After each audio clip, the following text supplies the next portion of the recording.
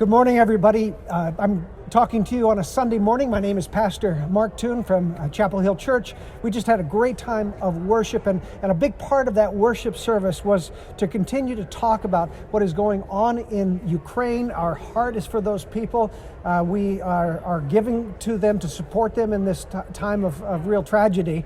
And one of the joys that we had today was to listen to someone who's been a part of that world, ministering to that world for a long time, the Reverend Doug Burleigh. Doug is a longtime member of our congregation. He's now serving back in Washington, D.C. Maybe, Doug, you could just tell us a little bit about what you do there. Yeah, I live and work at a property called the Cedars. It's a 7-acre property, 10 minutes from the Capitol. We meet with leaders of government, with young people. We have all kinds of breakfasts, lunches, dinners. Tuesday morning we'll have 20 ambassadors that'll be there. And it's a place where we lift up Jesus in word and deed. And I've been there the last 17 years and have been involved with this ministry. People call us a lot of things, but among that, the fellowship. And we're the group that puts on the National Prayer Breakfast in Washington the last 70 years. A lot of the world comes to you, as it turns out. I mean, it happens to be kind of a gathering place for people from around the world. But you have often gone to a lot of the world yourself, and particularly to the former Soviet Union. You have a real soft spot in your heart for that world. Tell us a little bit about why you love Ukraine and Russia and the folks that are kind of in the hot box right now. Well, as a 20-year-old in 1965, I think that was before you were born. Right? not quite, but I started going there and been going there ever since. And we work with young people and leaders of government. In the last 20 years, a couple weeks a year, I walk the halls of Parliament in Ukraine.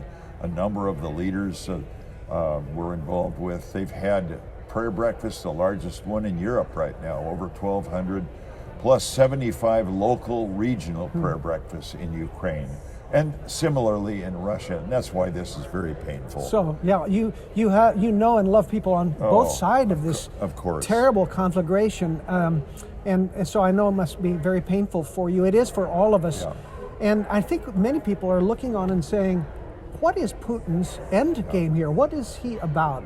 I wonder what your perspective might be with your decades of ministry there. Well, he's increasingly isolated. He's the richest man in Russia, 200 billion, ill-got gain. He made the comment 15 years or so ago, the greatest tragedy in the 20th century was the fall of the Soviet Union. A lot of us thought that was one of the best things that happened. And I think what this is about now is he wants to reconstitute the Russian Empire. And what he doesn't realize is people like the Ukrainians for 31 years have been free. Yeah. They love their freedom. Yes. They love their country. Their blue and yellow flag, you see them flying everywhere. And if he does conquer them, and I mean that in the sense of steamrolling the country, it'll be a little bit like swallowing a porcupine. Is you swallow it, you get it down, and that's when your problems begin. Yeah. Because they will not lie down. And of course, we look at it, and this would be a good illustration. Is the head of the Russian National Prayer Breakfast, a key business leader, is Ukrainian. One of my ministry partners, a 35-year-old young man in Ukraine, is Russian. It's all intermingled. You know, such a mess. And so it is. It's a little bit like a civil war. Yeah. It's tragic, and so many people are being hurt because of the ego of one man. Obviously, our hearts go out to the people of Ukraine, but actually, our hearts ought to go out to the people of Russia. Yes. Would you agree? Yes. Everyone I've talked to, they're embarrassed, they're humiliated, they're ashamed of what their country is doing. They don't agree with it. They love their Ukrainian brothers and sisters. 2 months ago, we had all of our youth corps communities together in Krasnodar, a city of 2 million in southern Russia. There were 230 of us. A bunch of Ukrainians were there. I'm watching them all. Everybody's family. They love each other. Now they're at war. They don't want this. So it's an ongoing tragedy. within the first 2 weeks, we've already seen hundreds and thousands, millions of refugees who are fleeing their land and into neighboring countries. It's a huge humanitarian 2.7 million. 2.7. So there's the lead. Unbelievable.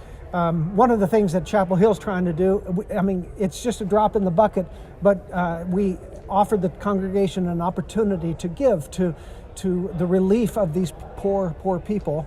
I was pleased, and you were with me today when we could announce that already we've received over $125,000, Wow. which that's not bad for one church, and if that could be reproduced again and again. And I know that you know the people that we're going to partner with. We trust them and feel like that money is really going to go to a good place. It goes to refugees to help them. And you know, when people leave, they lose everything.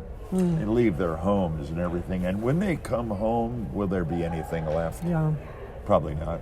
Yeah. So it's a number of tragedies like that, and to be able to help them is just a huge blessing. So the generosity of your folks here, of course, Debbie and I consider ourselves still a part of this family.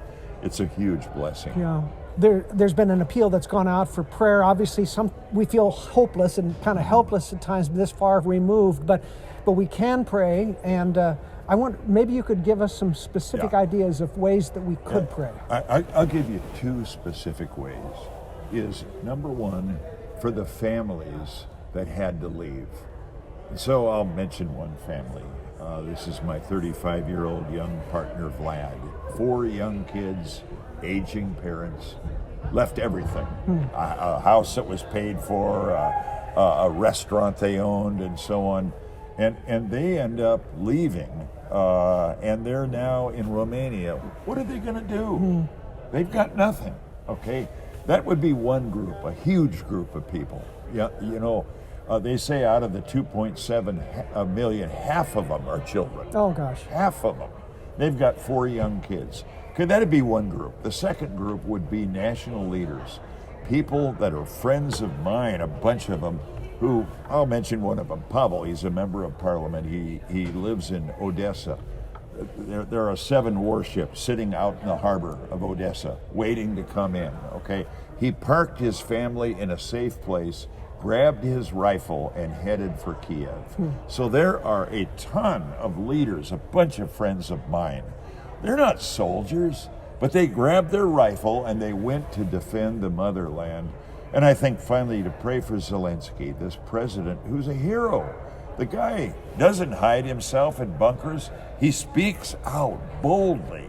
So the second group of people would be those that are staying in the capital, defending the motherland. God bless them. Yeah.